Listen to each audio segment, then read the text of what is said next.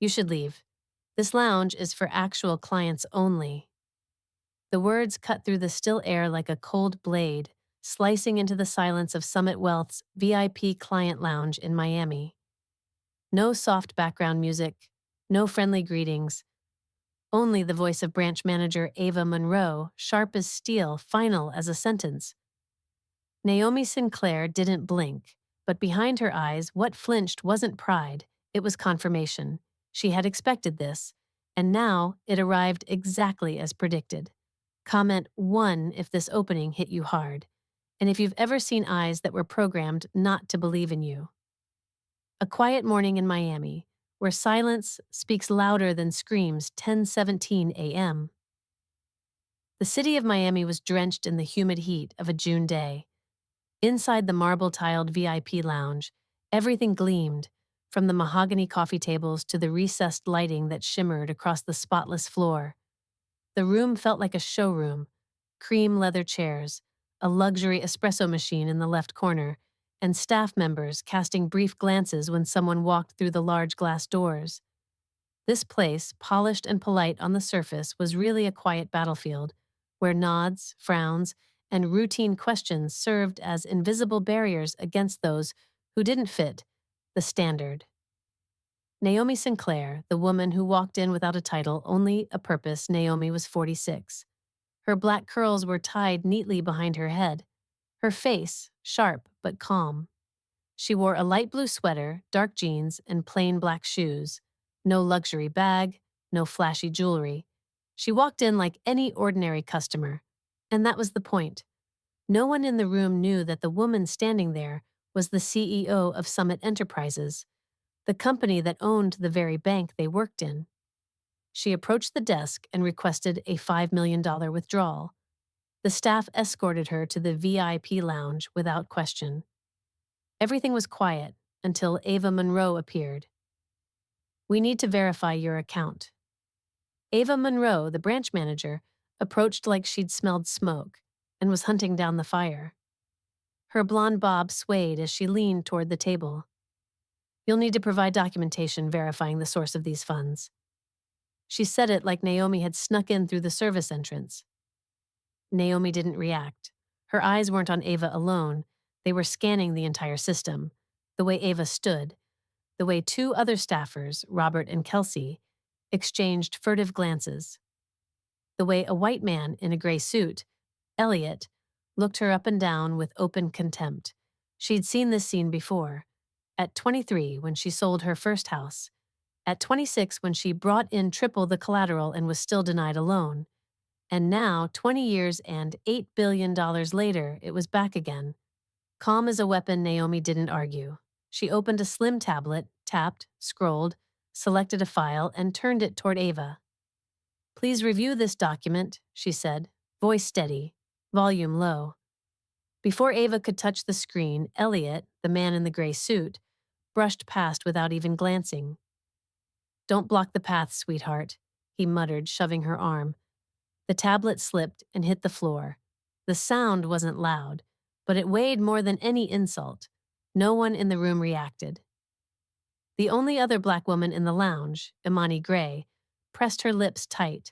Her eyes burned, but her voice stayed low. "This is outrageous." Naomi turned toward her. "Say it," she said. "Let them hear it." Right when they thought they had the power, Imani shot up from her seat, her voice shaky but clear. "She is not the problem. You are." Kelsey, the senior staffer, scoffed. "Security's already on standby." From the corner, Elliot laughed loudly. "She looks more like she's here to cash a pawnshop ticket than a VIP withdrawal." He slid a piece of paper near Naomi's feet. Imani picked it up, read aloud, "Try the pawnshop." The room buzzed with a silent fury. An elderly woman clutched her purse. A young father holding his child looked up. No one could pretend they didn't see what was happening. Naomi lifted her head. "That's enough," she said. "You're tearing this bank apart with every word you speak." "It's not because I'll scream," Ava sneered. "You're not a client. You're an impersonator." Naomi calmly pulled out her phone.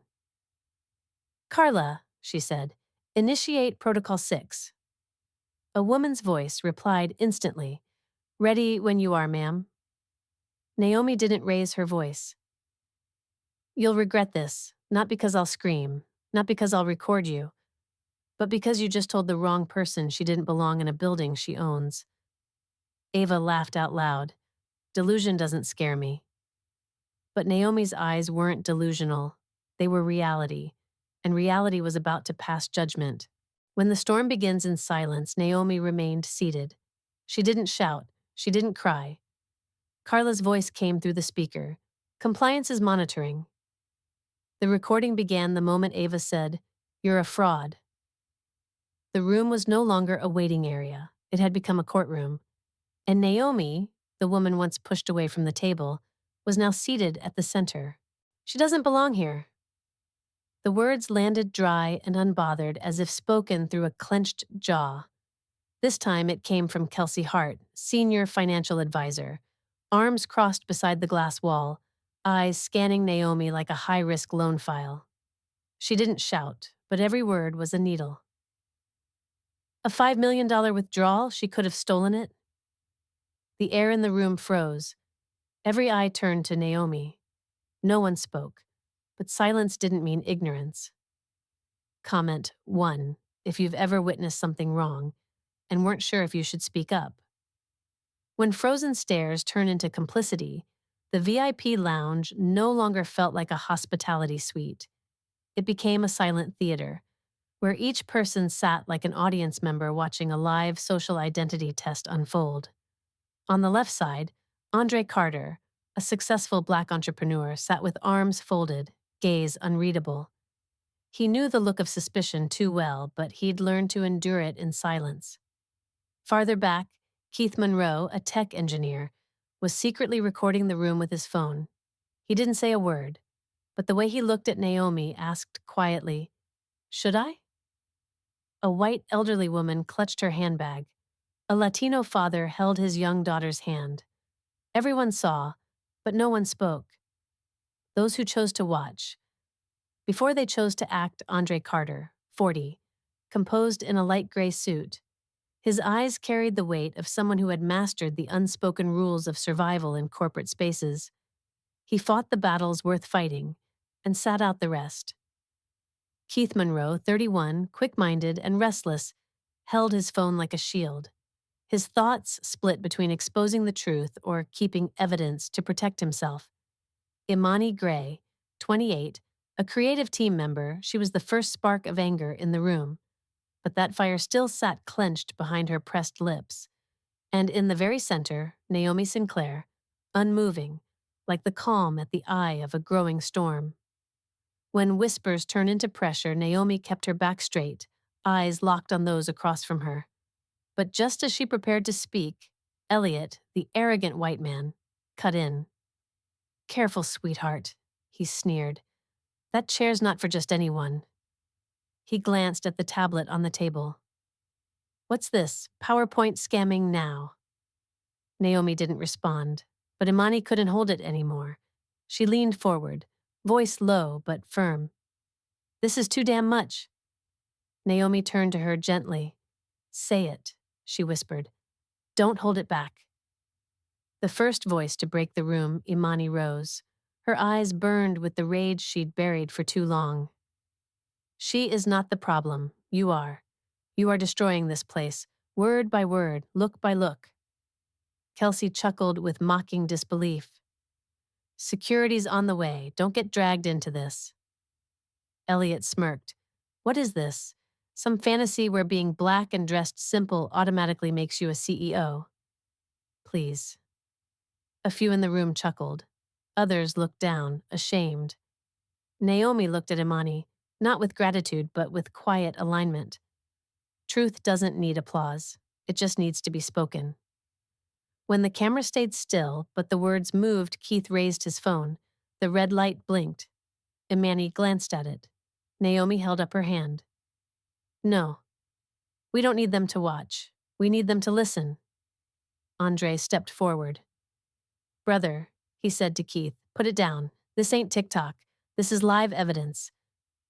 Keith paused. "But what if they don't believe us?" Naomi answered, "They will. Not because of the footage, but because some words can't be deleted." The silence that followed wasn't complicity. It was silence on the verge of rupture. Change begins with one sentence. Imani took a deep breath, then spoke. "I'm tired. Tired of waking up wondering if I'm even worthy of being served." Naomi responded softly but clearly. "You don't need to wonder. You need to stand." Imani looked around the room, and the eyes looking back had changed. A nod from Andre, a hesitant glance from Keith, a conflicted look from the elderly woman in the corner. For the first time, the energy in the room wasn't with Ava, it was leaning toward Naomi. When the second voice rises, Naomi picked up her phone. "Carla, initiate phase 2. Carla's voice echoed from the speaker. "Everything's been logged, starting from when Kelsey said she might have stolen it. Compliance is monitoring live." The room shifted, not from sound, but realization. They weren't spectators anymore. They were witnesses. Naomi looked ahead. "They're listening," she said. "And now it's time for everyone here to decide. Will you stay silent or stand on the side of right? You're not verified. This isn't a regular support center." Kelsey Hart stood with her arms folded, her voice sharp, like she was stamping a final rejection on a file already marked for denial. She stood in front of Naomi, but her eyes looked through her, as if Naomi was an obstacle, not a person. "You don't have an appointment. No one knows who you are. This area is for priority clients." Naomi didn't answer, but the eyes around the room had already begun to shift. Comment 1 if you've ever been dismissed just because someone thought you didn't belong. The waiting room becomes a courtroom. The space felt compressed now. Movement slowed, stares intensified, and no one was pretending not to care anymore. The leather chairs became gallery seats, the overhead lights no longer bright enough to dim the prejudice, and Naomi, still seated in the center, became the focal point of an invisible trial, where people weren't just observing her, they were watching each other. When Naomi said, "Run my name," the response didn't come from a computer, it came from a tone. Ava Monroe shook her head, voice tight. "There's no need. You're not on the list." When the silent decided to speak in the corner, Keith Monroe's phone still glowed in his hand. He gripped it tightly, lips pressed, not from fear but hesitation. What do you do when the truth is too loud to ignore? Nearby, Andre Carter stepped forward. No shouting, just one line. "Brother, put it away. This one's real." At the same time, a small figure rose from the seats near the glass wall. Zara Cole, 24, in a denim jacket and sneakers. She had been sitting there the whole time, quiet, invisible. But now her eyes were wide open, and what she was about to say would stop the entire room cold. "They did it to me, too." Zara took a deep breath. Her voice trembled, but didn't crack. "She's not lying. They did it to me. 2 weeks ago, I came here to open a small business account for my photography studio. Kelsey was the one who turned me away." She stared directly at Kelsey. "You said I wasn't stable enough. You didn't even run my EIN. You said freelancers don't qualify." No one spoke. The room went rigid. Kelsey stammered, her tone rising. "I don't remember you. You're making this up." Zara pulled out her phone. "I recorded it. I didn't post it, but I will, if I have to." A single sentence exposes the entire system. The room ripped open. Zara stood shaking, phone in hand, audio playing. Kelsey's voice from 2 weeks ago echoed, "We don't open accounts for freelancers unless they have fixed income, and honestly, clients like you tend to be a burden." A collective "oh" rippled across the lounge. Elliot blinked. Imani gripped her bag tighter. Keith exhaled sharply. Naomi turned to Kelsey. "Are you about to say it's edited?" Kelsey went silent. Ava jumped in coldly. "You don't have the authority to pass judgment here." Naomi gave a faint smile. "No judgment needed. The truth is doing that all on its own. You just made a false report at a federal level." Ava turned sharply and barked toward security. Miles, take care of this. She's threatening our safety. The door swung open. Officer Miles, tall, dressed in Summit Wealth uniform, entered. His face was stern, hand hovering near his belt. What's happening here? Kelsey pointed at Naomi. She's impersonating a client, trying to pull cash for suspicious reasons, possibly laundering. Miles stepped forward, held out his hand.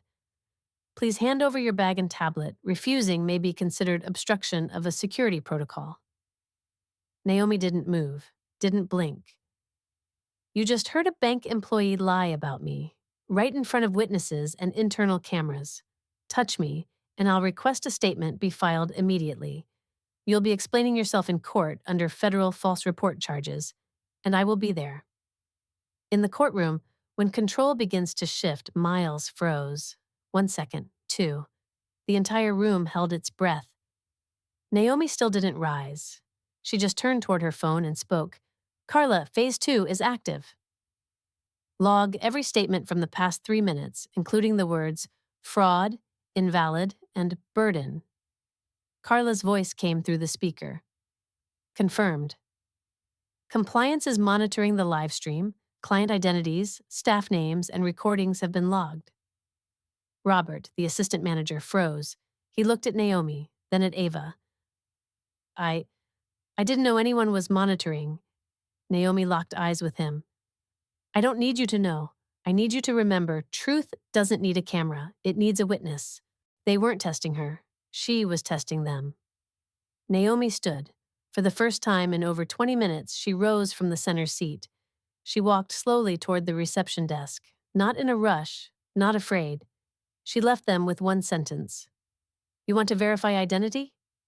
Fine, but first, verify whether your conscience is still alive. Before I open my account, you might want to check your own. Imani stepped beside her. Zara stood tall. Andre nodded once. A wave spread through the room, silent but final as a verdict. You think you're some kind of hero? Ava Monroe clenched her jaw, standing behind Naomi with eyes sharp enough to cut through bone. When Naomi didn't retaliate, didn't argue, didn't beg, Ava thought she'd won. But Naomi's reply wasn't loud. It was in her eyes, and it made the entire room drop by 1 degree. No, Naomi said slowly. I'm your ending. Comment 1 if you believe some answers don't need to be shouted, just said by the right person at the right time. The VIP lounge is now a courtroom. No one sat upright anymore. No one was smiling. No one dared to pretend they were neutral. The marble floors and glass walls, once a backdrop of luxury, now only reflected fear and unease with every breath, every dismissive word, every condescending look, every act of dodging verification, echoed back at those who started the fire. Naomi remained seated at the center, like gravity, pulling everything in her orbit off balance. Carla Evans, the voice of power behind the curtain. When Naomi picked up her phone, no one imagined what waited on the other end. But when Carla Evans's voice came through, deep, even, emotionless, the entire room flinched. Vanessa, Phase 3 has been confirmed. The Ethics Committee is watching. Ava's call to security has been time-stamped. CEO-level verification protocol is now active. No one saw Naomi as a stranger anymore. That voice, short, sharp, decisive, was reserved for someone at the very top. Robert swallowed hard. Kelsey's grip on her folder crumpled the edges.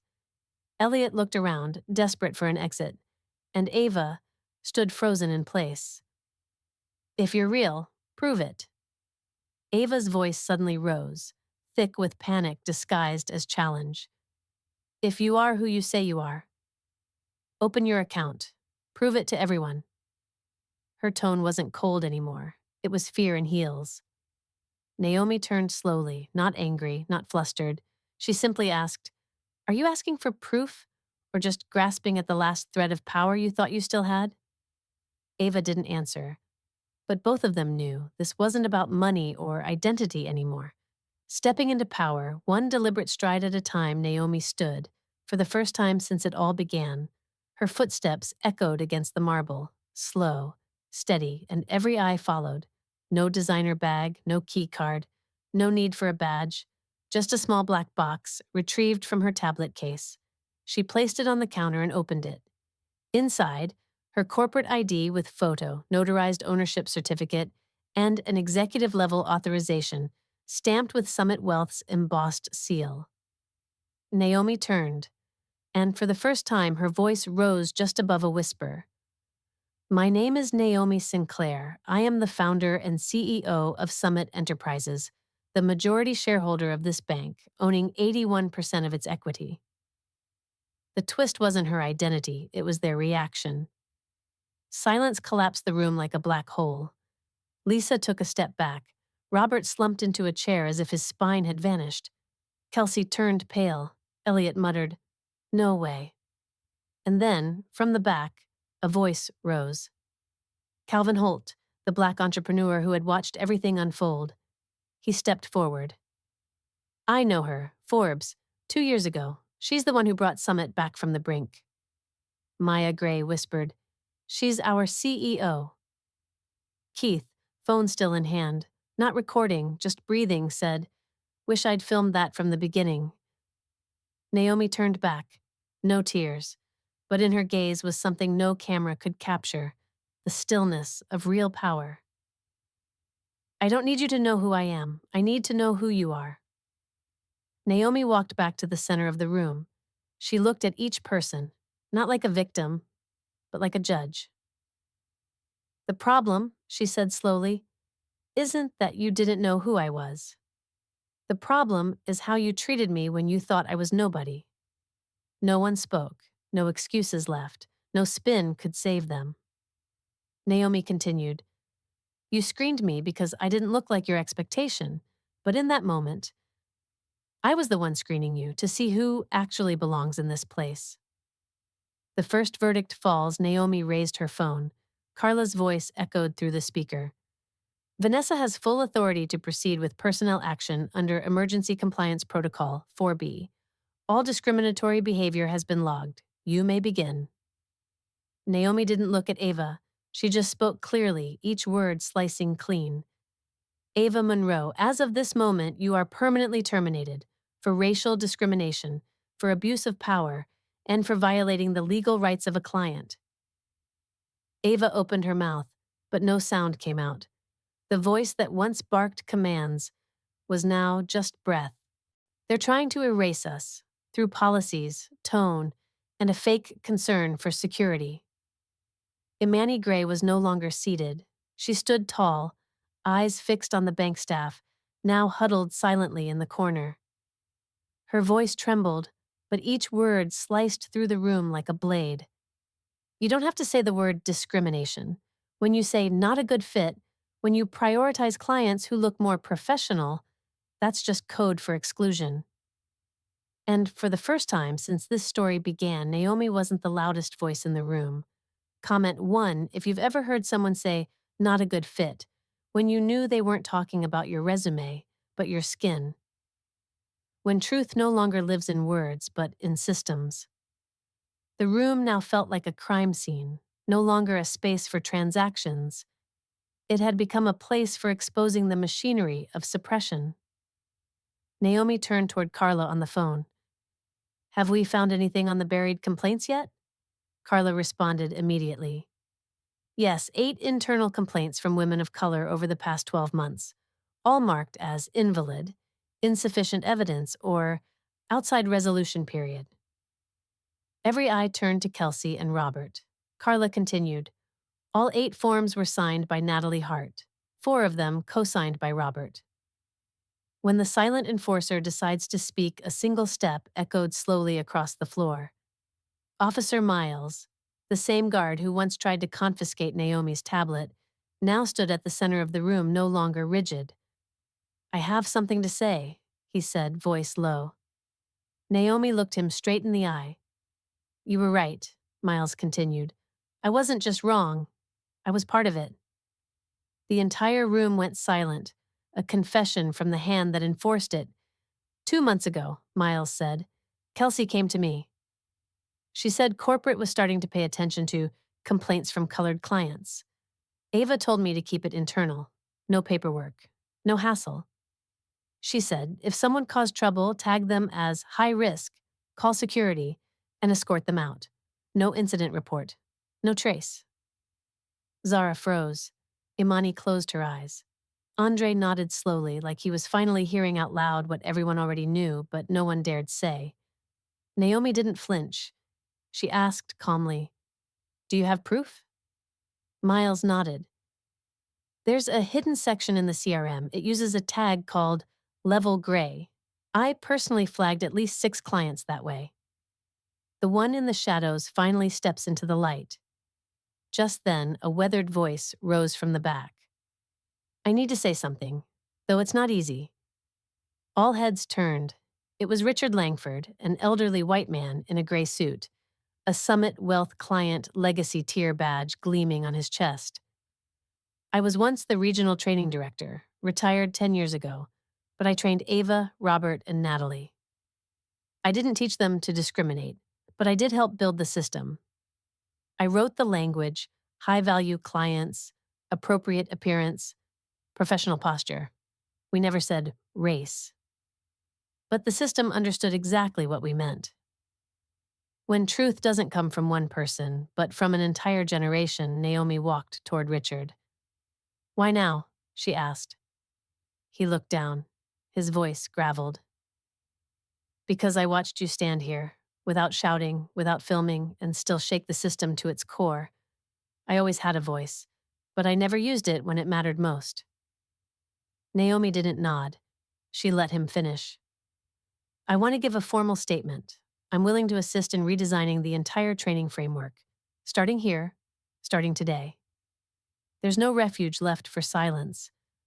Carla spoke through the speakerphone. "Naomi, the internal audit team is en route. The level gray tag list has been extracted. 17 clients were flagged. 15 of them were Black or Latinx. None had violation records." Naomi nodded. "Terminate CRM access. Prepare full system audit." She turned to Officer Miles. "You will be held accountable for what you did. But today, you chose the right side." Miles nodded, eyes glassy.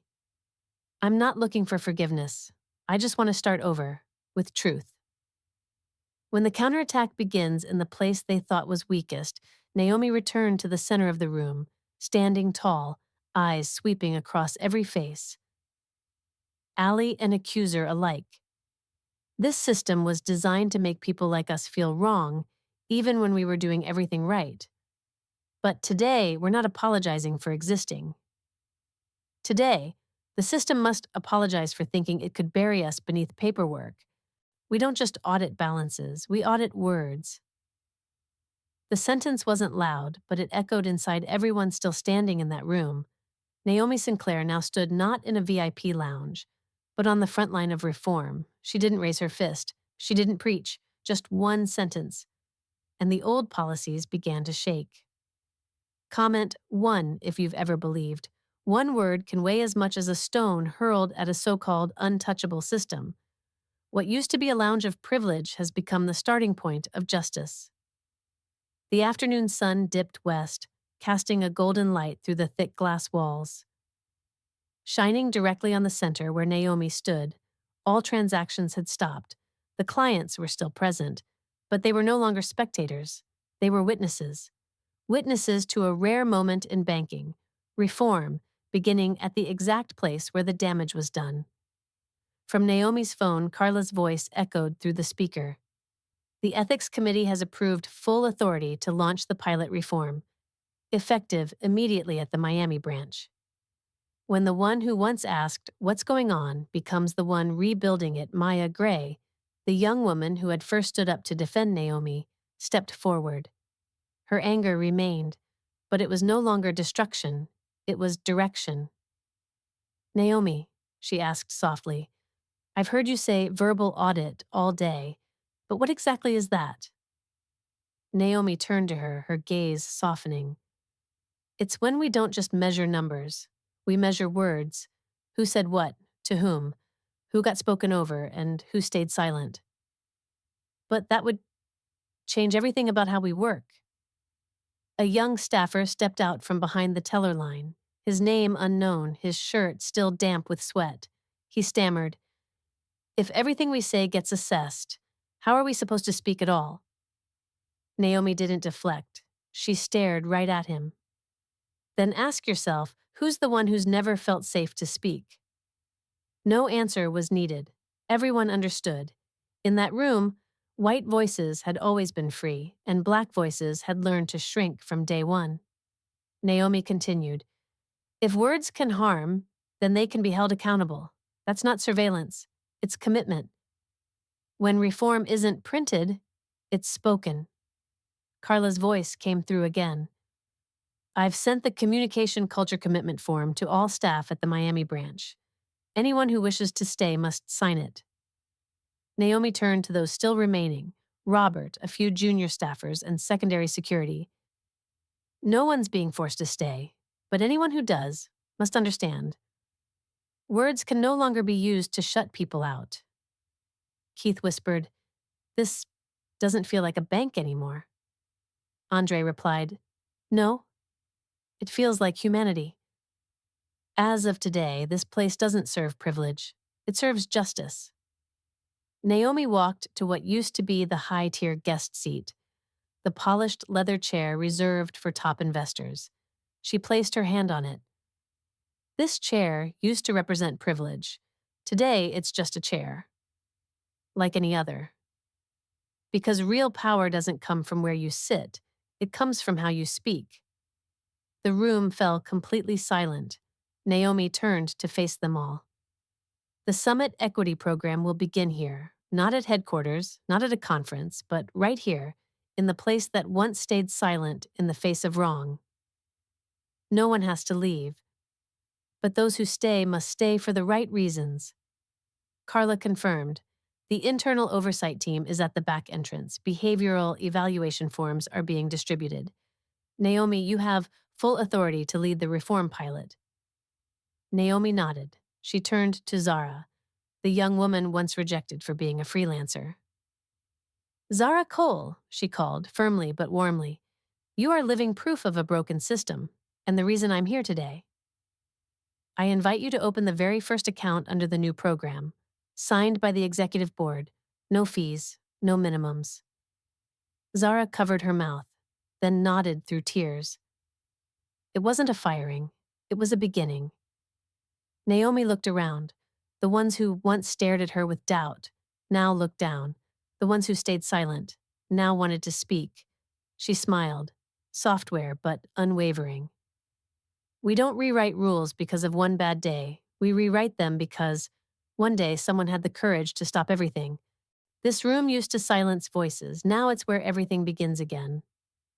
Naomi stood at the center of the hall, the floor lined with pale wood, morning light flooding through the tall glass panes behind her. The sign in front read, "The Voice Room, Non-Anonymous Feedback Initiative." She wasn't in a suit. She wore a plain white shirt and black slacks. The way she looked the first time she ever stepped into a bank. She stared into the live stream camera. "Today isn't about me. It's about those who once spoke and were never heard." Comment 1 if you believe some voices may have been ignored in the past, but they're the ones guiding us forward. A room with no scorecards, only honest questions. The Miami branch had been renovated. The old VIP meeting room was renamed the Voice Room, where every week one open session would be held for staff, clients, and the public. Gone were the cold oval conference tables. In their place, round padded chairs, whiteboards on the walls, and a projector already humming. One question each week. This week's question: what made you stay silent in the face of injustice? Maya was the first to raise her hand. The one who once whispered is now the first to speak. "I used to work as security," Maya began, her voice slow. "The first time I saw a black woman get labeled as not the right fit for the clientele, I looked down and wrote a false report. I thought if I told the truth, I'd lose my job. But today, if I don't speak, I'll lose myself." The room fell silent, no applause. just Naomi from behind, nodding slowly. You're not alone, she said, and you're not late. You're right on time. So what if someone lies? Do we still believe them? A middle-aged man in a crisp business suit stood up. Henry, a recently appointed mid-level manager. Ms. Sinclair, this is a noble program, but what if someone makes false claims? What if staff start using it to attack their superiors? Naomi locked eyes with him. You think honest feedback is a weapon? Henry hesitated. Naomi continued. Silence is the real weapon, because it allows harm to go unrecorded. Speaking up is the only way a system learns. The mic was passed, and no one held their voice back anymore, Zara. The woman once denied an account. Now, an official employee stood holding the mic. I used to think I wasn't professional enough because of my curls, because I talk fast, because I smiled too much. But really, I had just never seen someone like me sitting in the advisor's seat. She paused, eyes bright. And now there is. And I want to be the first in this area to bring more Black women into finance, not by fitting the banking look, but by speaking in our own voice. When a voice isn't just feedback, it's a blueprint for change, Naomi stepped forward. On screen behind her appeared the new governance system design, Vox, the Voice Index System. From now on, this branch won't just be measured by revenue, but by how many voices are heard and how many are turned into action. A soft stir moved through the room. Yes, from today, listening is a KPI, and if that doesn't sit well with someone, they have the right to walk away. No longer a gap between feedback and action, Carla spoke from the HQ screen feed. We've officially approved the voice room model across 7 pilot branches. Miami will serve as the flagship. Naomi nodded. The map for change didn't begin in New York. It started in a small room once used to hold closed-door meetings and assign blame. Now it's a feedback room, and every voice, no matter how small, leaves a mark. It's not an ending. It's an echo. Naomi turned to leave, but before closing the door, she looked back at every single person. We don't need to scream to be heard, but we also don't need to whisper just to survive. We speak because we know. This system once buried us in silence. Now, our voices will be what rebuilds everything. Naomi Sinclair wasn't the first to be dismissed because of her skin color. She wasn't the only one who walked into a boardroom and found no seat waiting for her. But she did what few dared to do. She didn't respond with rage. She responded with change. This story isn't about power. It's about who deserves to be heard. Because in far too many offices, banks, warehouses, and conference rooms, where Black women's voices are only amplified when blame needs assigning, Naomi chose to speak not to complain, but to begin again. She didn't shout. She didn't beg. She initiated. If you've ever sat at the far end of the table, if you've ever been told you're too sensitive, too strong, or too independent, if you've ever swallowed your pride to keep a job or pretended to be okay just to survive, then Naomi isn't a distant character. She's your reflection in the moment you decide to rise. And if you're over 65, old enough to know that knocking louder doesn't always open the door, then you understand. Sometimes a calm voice is the only one powerful enough to shake an entire system. If this story moved you, comment the number 1 to let us know you're out there and that you are not alone.